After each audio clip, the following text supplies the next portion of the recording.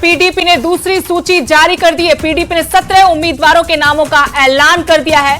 मध्य और उत्तर कश्मीर के लिए उम्मीदवारों के नामों का ऐलान पीडीपी ने किया है। पीडीपी की दूसरी लिस्ट जारी हुई है। पीडीपी ने 17 उम्मीदवारों के नामों का ऐलान किया है। मध्य और उत्तर कश्मीर के लिए पीडीपी ने अपने उम्मीदवार चुनाव मैदान में उतार दिए हैं।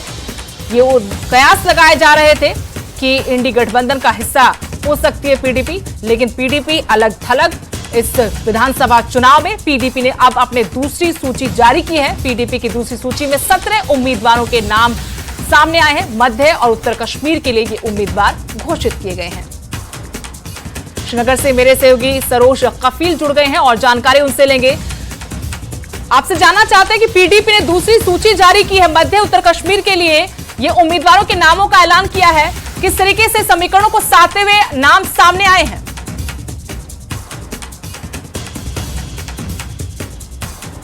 जारी हुए हैं, जिसमें से मोस्टली नॉर्थ कश्मीर की सीट और सेंट्रल कश्मीर की सीट पे जो कैंडिडेट्स आ रहे हैं उनके नाम है।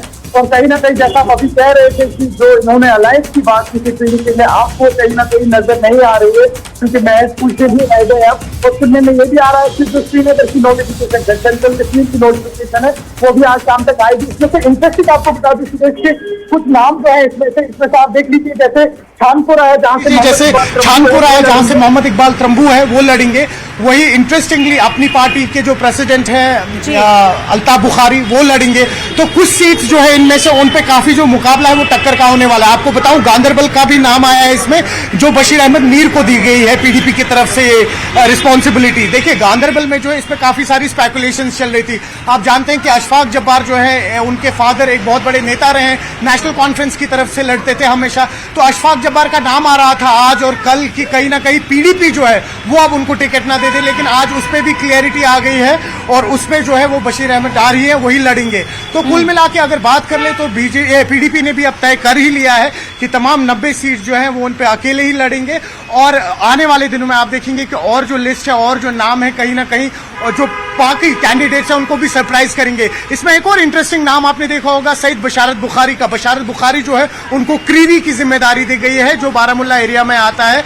कहीं ना कहीं जो सोहेल बुखारी हैं जो पहले चीफ स्पोक्स पर्सन थे पार्टी के पीडीपी के, उन्होंने पिछले हफ्ते ही अपना रेजिग्नेशन दे दिया था और उसका कारण यही हुआ था, वो चाह रहे थे कि क्रीरी सीट जो है उसकी टिकट उनको मिले, लेकिन कहीं ना कहीं वो टिकट आज सईद बशारत बुखारी को मिली है। खैर ये हेरफेर जो है इस तरीके के जो है हेरफेर ये तो बहुत आम है इलेक्शन से पहले। और किस तरीके से आप जो इनकी नई फहरिस्त है, नई लिस्ट आएगी, उसमें कितने नाम होंगे और कितने सारे वो नामों को सपोर्ट करने वाले वो वोटर्स होंगे जो उनके नाम पे वोट डालेंगे नहीं डालेंगे, वो भी आगे देखने को होगा। जी लेकिन सरोज, जिस तरीके से एनसी कांग्रेस से हाथ मिलाया है, उधर बीजेपी अपने उम्मीदवारों के साथ साथ जो मजबूत निर्दलीय उम्मीदवार हैं, लाइक माइंडेड लोग हैं, उनका समर्थन करने का ऐलान कर चुकी है। अब पीडीपी की इस दूसरी सूची में जो नाम सामने आए हैं, मुकाबला कहां देखते हैं उन दो पार्टियों के साथ? पीडीपी को हम कहां देखें?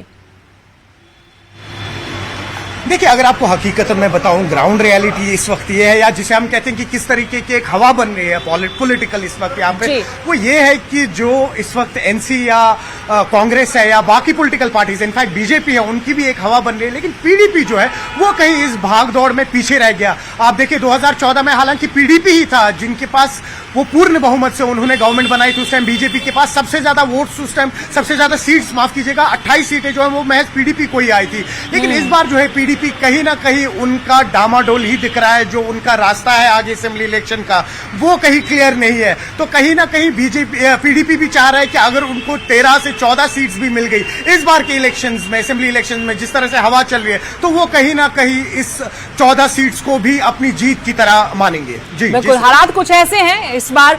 सरोज, बहुत बहुत शुक्रिया आपका तमाम जानकारी के लिए। दर्शकों को एक बार फिर से बता दें कि पीडीपी ने अपने उम्मीदवारों की दूसरी सूची भी जारी कर दी है। 17 उम्मीदवार चुनाव मैदान में उतारे हैं। दूसरी सूची जो जारी हुई है, मध्य उत्तर कश्मीर के लिए अपने उम्मीदवारों के नामों का पीडीपी ने ऐलान किया है।